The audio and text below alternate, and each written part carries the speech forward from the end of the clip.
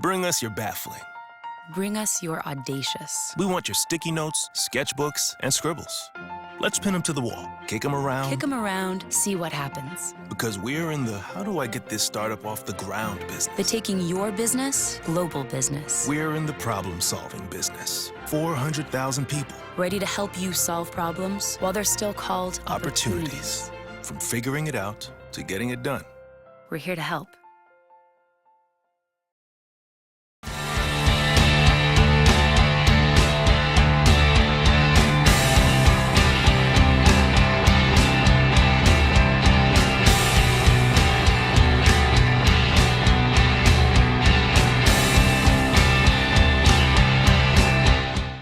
Hi, everyone. Welcome to another episode of Zips Weekly. I'm Mark Scafidi, once again, as always, with Coach Jodi Kest, the women's basketball coach. Jodi, thank you for coming in today on a snowy Tuesday. Anytime.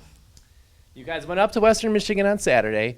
Maybe the score wasn't what you were looking for, but you did have a nice spark from Alex Ricketts, who was making her first career start. Yeah, we were really proud of Alex.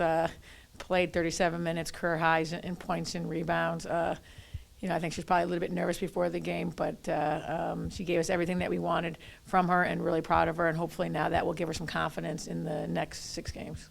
Was there something that you wanted to see from her in the starting lineup, or did you just want to change the chemistry up a little bit?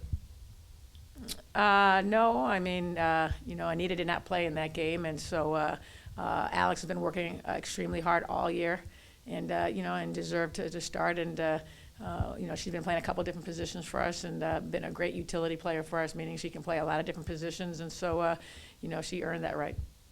And is there something you want to focus on remaining for the remainder part of the 3 weeks left before the MAC tournament specifically? No, it's one game at a time, and we just want to continue to get better, in practice, and do a good job of preparing for whatever team that we're going to play. Because preparation, is very important for our success in the scouting reports, and each team is a little bit different in how we approach it. So it's always about one practice at a time, one game at a time. And the next big game coming up is Wednesday, February 17th against Kent State right here at home. Yeah, I mean, it's always a rivalry game against Kent. Records are thrown out the door. They've always played us strong, but our kids will come in, with a lot of confidence. We had a good practice yesterday. We expect a good practice today, and, it'll be pretty exciting. So if you guys want to come out, check out the Kent State game. It's Wednesday night here at the Jar, and we'll have Coach Jodi Kest next week on another episode of Zips Weekly. The women in Kalamazoo, Michigan, taking on Western Michigan University.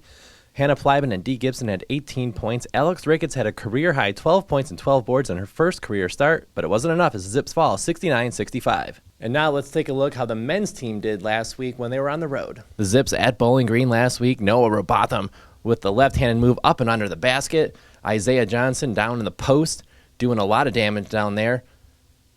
Pat Forsythe also chipped in with a nice hook shot there.